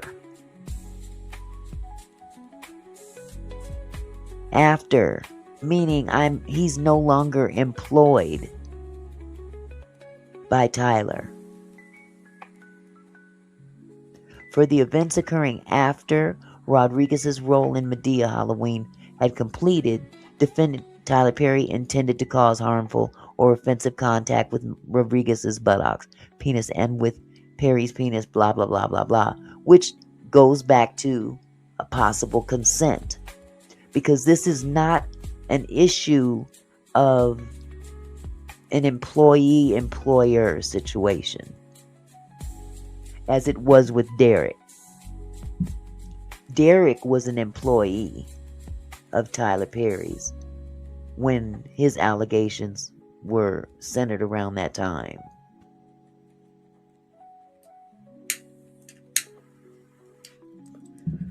This is so bogus, I don't even feel like reading the rest of it. Each of these actions happened in California. Mr. Rodriguez did not consent to the offensive contact and made sure Perry knew it was unwanted. Yeah, he let him know so many times because he kept going back. Rodriguez did not consent to the offensive contact and made sure Perry knew it was unwanted. Okay, well, if you told him, you certainly didn't show him by going back and going back and going back and forth, because you wanted something from Perry. Mr. Rodriguez was harmed and offended by Mr. Perry's conduct. As a result of Tyler Perry's conduct, Mr. Rodriguez was damaged in the amount set forth below. I'm skipping all this other crap. Let's look at what he's looking for. Where's the amount he's looking for? Prayer for relief.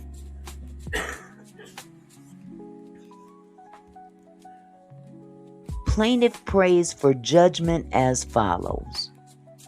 For special, general, punitive, and compensatory damages according to proof at trial, for reasonable attorney's fees, expert witness fees, and other litigation expenses pursuant to law, for injunctive relief where the court deems appropriate, for all other relief the court deems appropriate and just, for a total amount of damage, including punitive damages, of $77 million.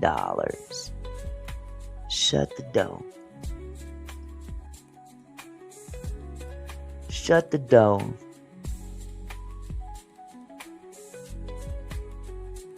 By Jonathan Delshad, Esquire. Law Offices of Jonathan J. Delshad, PC. And you know this joker right here, he's behind that amount too. Because he clearly need to hire some better staff, because they are not proofreading his shit. Let's be real. He trying to get as much money as he can out of Tyler so he can raise up his ability to hire better staff.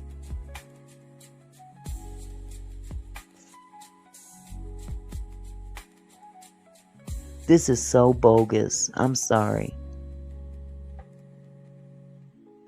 He's claiming to have suffered all this PTSD and all this stuff, but here you keep going back.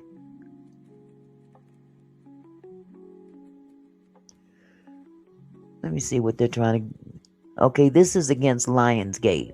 Under California law, to prevail on a negligent supervision claim involving damages that were suffered as a result of sexual assault within blah blah blah, plaintiff must establish that 1. The defendant knew or should have known of the alleged abuser's misconduct. Number 2, the defendant did not act in a reasonable manner to prevent the harm. And number 3, the abuse occurred. There was causation and the plaintiff suffered compensatory damages. So basically, you're suing Lionsgate when who does Lionsgate belong to? Tyler. Tyler Perry would be the one to oversee this position here. Now, if he's the alleged one to be committing these acts, do you honestly think that his employees are going to... Number one, he ain't got his employees there watching what he's doing at his house. This is some bullshit. So you're going to hold the company liable for not stopping the owner of the company from assaulting you. Does that make sense? You're going to sue Lionsgate for not preventing. Lionsgate is owned by Tyler Perry. Or am I wrong? Does he own Lionsgate, or is it owned by someone else? Somebody, please, if I'm wrong, please correct me. But if I'm correct, if Lionsgate is owned by Tyler Perry, how can you sue Lionsgate for not stopping Tyler when he's the owner of the company? Hold on just a second. I gotta find this out. Does Tyler Perry own Lionsgate? Because I don't want to get up here and say something I don't know what I'm talking about.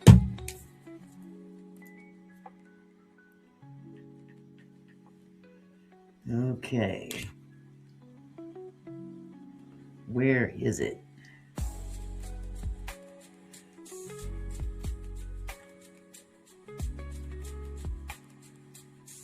Does Tyler Perry own Lionsgate?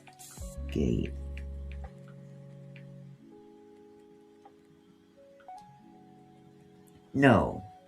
Okay, Tyler Perry does not own Lionsgate. Rather, they had a long-term mutually beneficial partnership where Lionsgate distributed many of Perry's films and shows while Perry maintained ownership of his content. Okay, my bad. So they're the distributor of most of Perry's successful movies. But how are they going to be held liable for what he does in his house?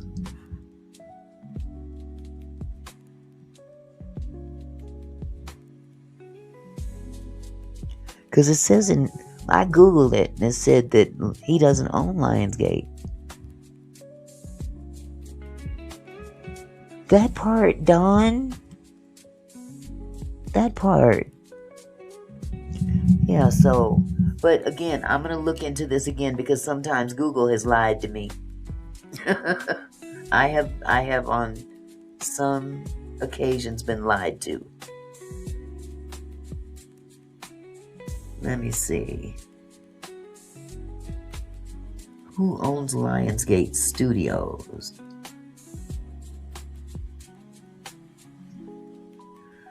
Lionsgate Studios is a separate publicly traded company, traded as Lion, that was spun off from its parent, Lionsgate Entertainment Corporation, in May 2024, with the original Lionsgate now focused on Starz, retaining a large stake initially, but the companies are now distinct entities, and reports in 2025 suggest Legendary Entertainment may be acquiring Lionsgate Studios with ownership in flux.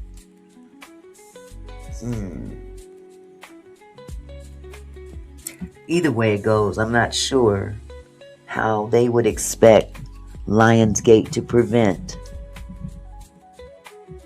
what goes on in Tyler's house. Did he ever go to Lionsgate and complain? I'm still trying to understand that one. See, you never really, after the show that you were in, the movie that you were in, you were no longer employed by Tyler. But that's where a massive amount of the stuff took place. You were no longer employed by Tyler. We'll see how this works. We'll definitely see how this works. But you know what? And I'll be very honest with you. I am not a Tyler Perry advocate by any means. Because there's one thing I do believe. Tyler, you've been doing people real foul. We've been hearing some of the stuff you've been doing to people. Not paying your employees. If you guys get a chance, check out Tasha K's interview with Tyler Perry's ex-friend. I'm going to pull it up and give you the name. The name of this video. It's on Tasha K. Let's see.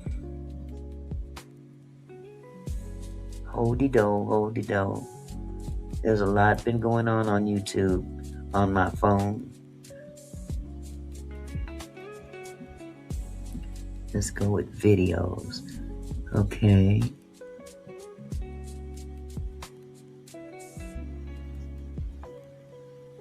Okay. This was done. This is exclusive. Tyler Perry, ex-friend tells all on TashaK.com. Or not .com. On Tasha K's YouTube channel. Whoa. Hold on just a second.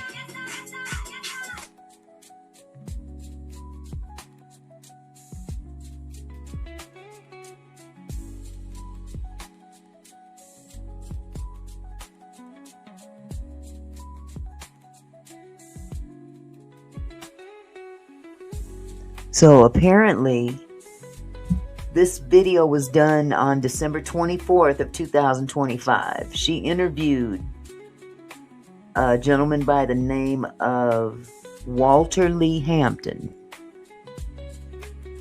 And it's a very in-depth interview. Very in-depth interview with this man who used to be friends with Tyler Perry. And when he drops the tea, y'all, he drops the tea. There's a lot of information that substantiates why I feel the way I feel about Tyler Perry. Tyler Perry, yes, we're proud of you. You know, that you've come so far in your millions, billions.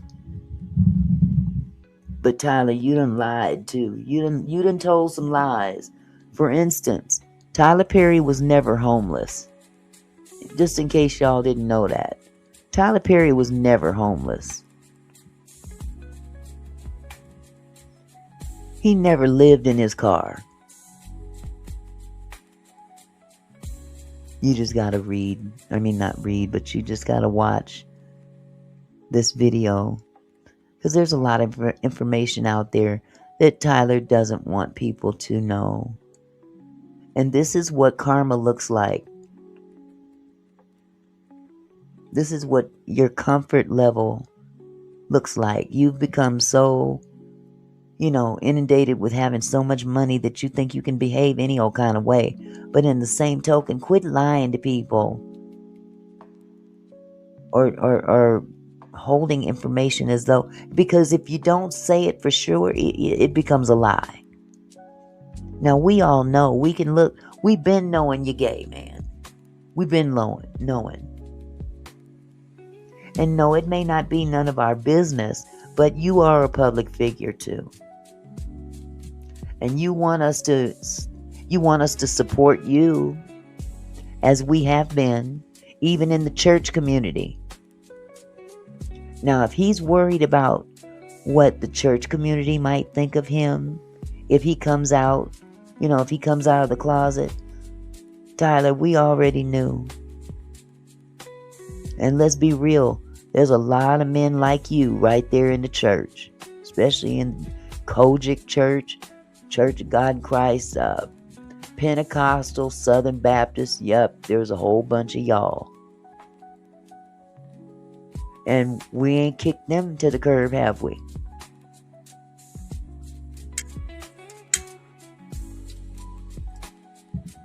I have a hard time watching Tyler Perry get on a stage with TD fakes, present a big check to him, and then commence to lay hands on him and pray for him.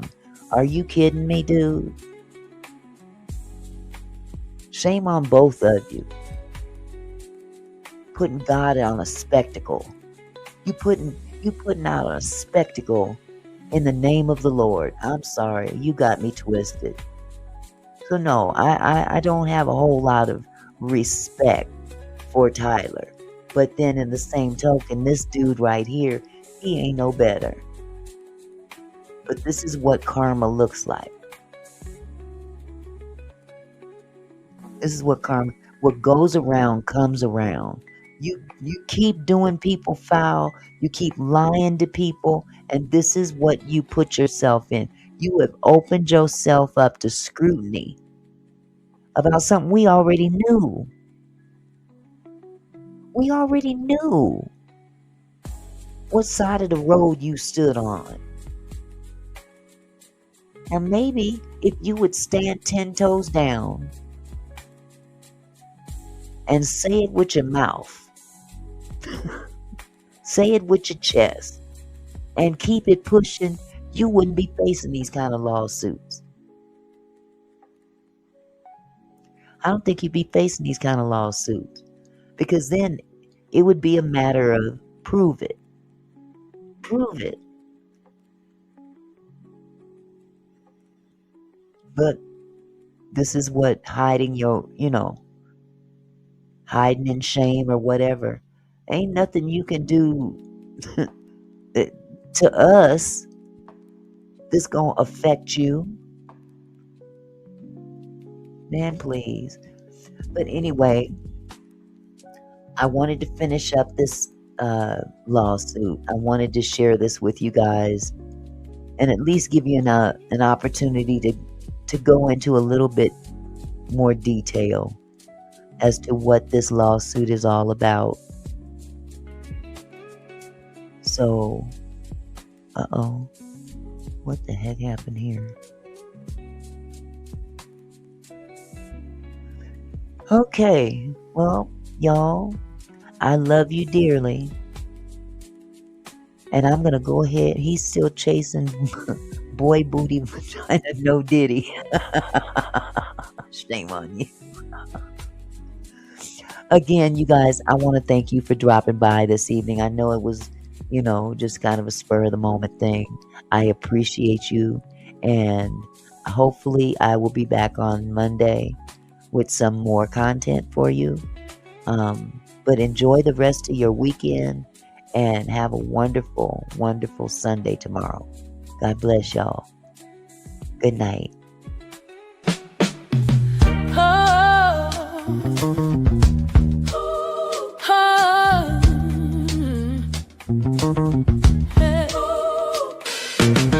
Hey there, my kinfolk, thanks for stopping by Auntie Mickey's house, where we reach for the sky. Every comment and smile, you make my heart glow. Together we're strong, together we grow. From gossip to politics, we cover it all. Sharing laughs and thoughts, having a ball. Your support means everything that I know. Feels like family here in this sweet show. So let's keep it flowing, keep the love alive. Every moment together makes me thrive. You're more than viewers,